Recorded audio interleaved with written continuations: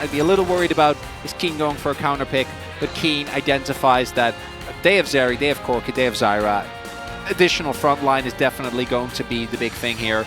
And I also like a pick that is off meta can be.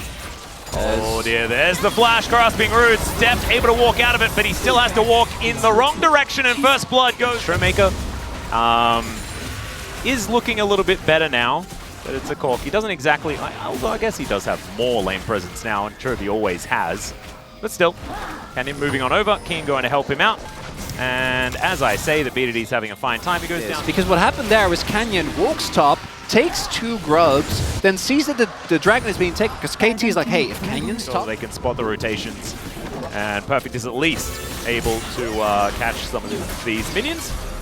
Yeah, I really like this back from Perfect here. Realistically, I'm pretty sure they spotted Canyon heading towards him as well. Like, he's just going to die. If he stays here, makes his way out, this wave is going to crash. It's going to be more plates going over, but they do get, as you point out, the grubs. It's going to be free. No, it looks like they're just going to get the first turret blood and put even more gold into these carries as, Canyon and Pace, they are. But instead just going for max damage, will be able to cut through anyone that walks up to them. But that does mean that the dragon does go pressure off Keen in that lane, but then the play doesn't work. They don't get the kill. Guarding one of your favorites. Mainly it's the Pyro, yeah. It's alright.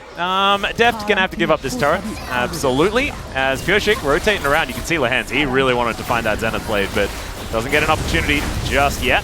As Richard is going to fall down. Keen getting kited. That is a decent encore under 3. Perfect into the backline. Finds his counter-strike on everyone. Strangle Thorns is there defensively, but B2D finds the ulti and KT! They managed to manufacture a team fight, and it has not looked better outside of that part there where Keen manages to kill Perfect. Chovy trying to go 1v4. That ain't gonna work. And Deft is getting... Gen.G are really too worried. They're also going to be able to grab their second dragon of the game. That will very, very quickly. Silly. Yeah, I think the KT comp is still... I know, it's cool. It's a cool comp. It doesn't have that Rylai's completed just yet. As the turret squishy. As they will start off this dragon once again. There's the flash forward. Flash out from Beryl, though, as Pace immediately cleanses the Glacial Prison.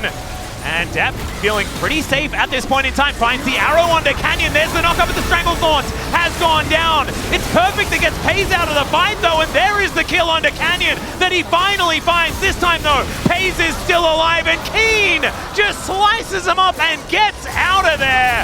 Deft wanting to get a bit of damage back as there's the counter-strike from Perfect. The arrows are raining through, though, and Perfect just wanting to find a Pace. Getting kited, and Deft finds the 1v1 at the end. It's a teleport to bring, get closed in on in a fight, and they just say, we win these. Oh. And they did, as Beryl very excited about the situation. As once again, Perfect on a flank angle. Gen.G full information. Pureshik getting down low. Deft trying to find these volleys as Perfect gets into that backline. Another Stranglethorn's used on just the Jax, but it may work out here as it's a decent knockback. They take down the top laner, and Keen is absorbing so much B2D. He finds both carries in the backline, and Pace is wiped out. This time, though, they managed to get Deft, and I think that Gen.G have enough damage left available, and Pureshik and Beryl will not be able to do it. Pureshik will at least have the last laugh as he's the one that decides his fate. But Beryl is walking the wrong... Even though Perfect, man, I'm betting KT's very happy that that guy is back. Oh, Finds a great flank. BDD gets the carries. The problem for KT is that Gen.G, you might look at this and go, they have 3 very strong carries. But the reality is they have 4. Because Keen on his Cassante, just able to simultaneously deciding the game as the Rebel Baron power play for Gen.G, I'm sure is going to be massive. Looking like we're heading towards most of the game. As Gen.G, they managed to take the first neutral, they'll take the second one. Going to be shielding them up, trying to do what he can to keep them healthy, but all the while, Keen not there. He's on the top. In that, I feel like they're a lot more aware of the threat of that ultimate, in that they don't just pile up behind us. Well, there it is! BDD finds all of them with that ulti. They do manage to at least get the kill on the Yone, and I think maybe the wallets are a bit too heavy, because look at that, the double from the grave for Canyon, as he then just finds himself a forbidden book from the library. Very, very cute stuff. As okay, Perfect and Beryl, the last man standing, and I thought that was going to be it. That was the Wombo combo. That was the sick play. KT find a team fight. Now, it's just The Zyra presses him. And Chovy is still just topping the damage charts. Yeah. And I feel like that's it.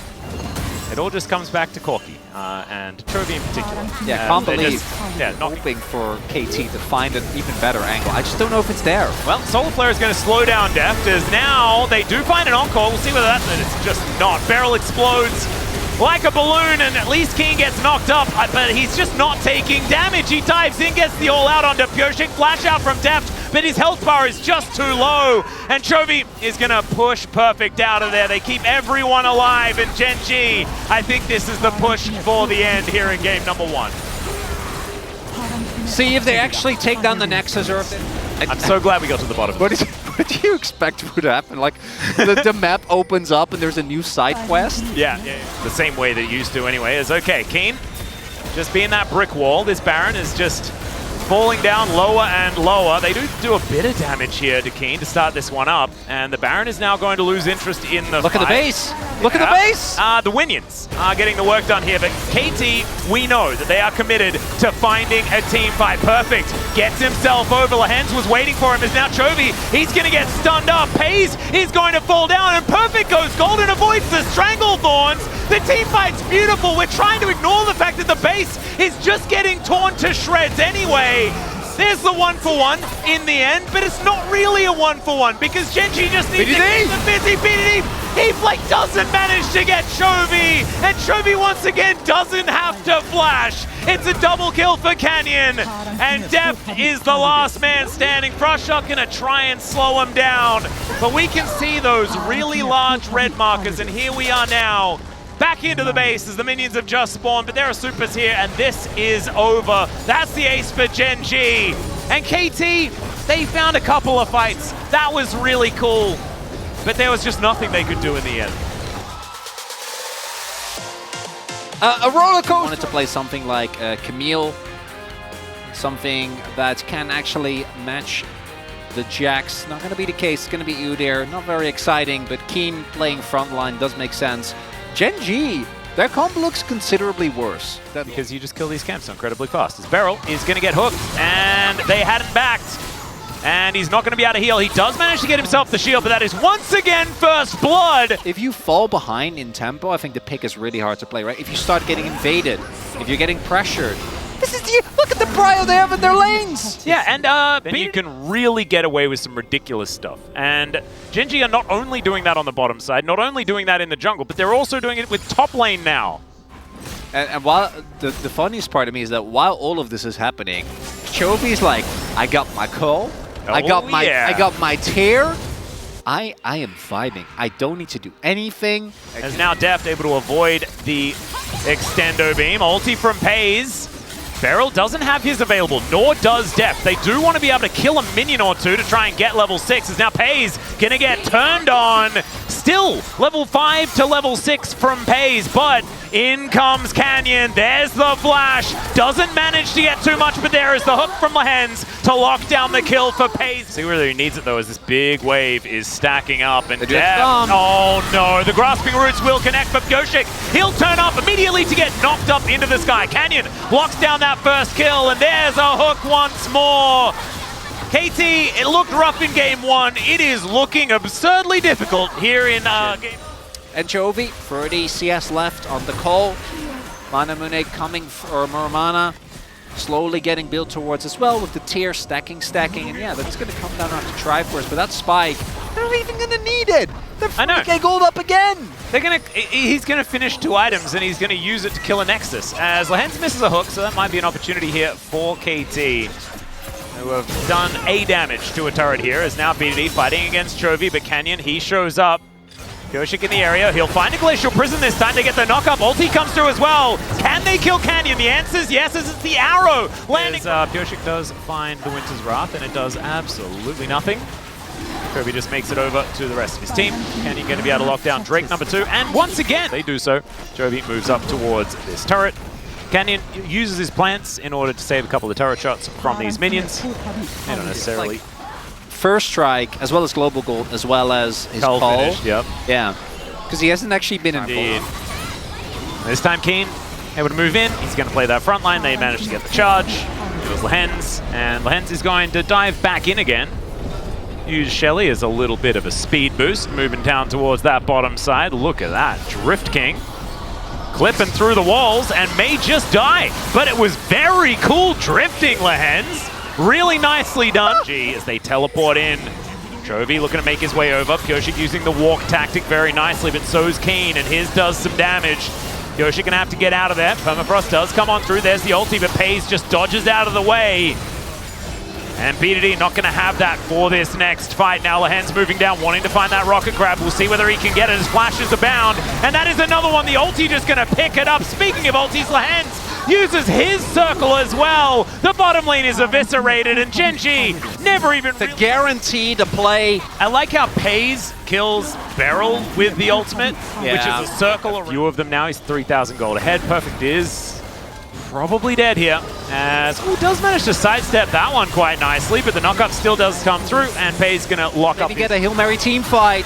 All right, there's a Glacial Prison as Pyosik tries to find it. The arrow goes entirely wide, though, unfortunately. Redemption is not going to be found in this game, as the Extendo Beam is going to force the ultimate out of B2D. He's running away with about 400 health, and Pyosik, he is a bit Owen Wilson, but I just don't think that's going to be the answer here, as Keen, he's even going to look for him. Does not want to risk any sort of response. As, yeah, Lehens over the wall, Chovy over the wall, and there is the hook. That's going to connect. Chovy's going to lock it up with a rocket. And so there it is. B2D is the only one that is still alive. I mean, perfect that he's on the bottom side of the map with no teleport. It's going to be the Baron secured by Gen. Does now have 3 items that have armor in them. One of them being the one with all of the armor. We can still theoretically catch him as picks the gap there. Does Pyosik. A little bit unfortunate as he manages to part the Red Sea, as it were. And a hook going to be avoided there with an Arctic Assault, but my goodness, the damage is just ridiculous. And they still have more in the tank, right? Canyon still with the Stranglecorns available, as there is the Grasping Roots. He throws down that ultimate like I was talking about. And perfect, he has to get Wild Growth, but he's still taking so much damage. The hook is going to be avoided, so he'll be able to make it back to the fountain. But after they get their health bars back, where does the good news start for KT in this game? There's no good news, Atlas. We both know that. Yeah, it is. It's not happening. It's rocks in hard places, as we do like to talk about here in the LCK.